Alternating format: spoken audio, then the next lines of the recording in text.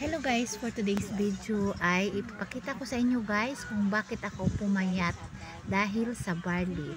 Ayan guys, yung barley guys na ginagamit ko ay barley na grass. Maganda siya guys, effective sa aking katawan. Isang piraso lang, isang baso kada araw yung ginagamit ko na iniinom. Tingnan nyo guys, ay yung 56 ko na kilo, nagiging 47 na ngayon. Ganyan guys yung kilo ko na ngayon. Ang timbang ko ay masyado nang mababa. Naging sexy na ako ngayon guys sa aking katawan dahil sa barley na ginagamit ko.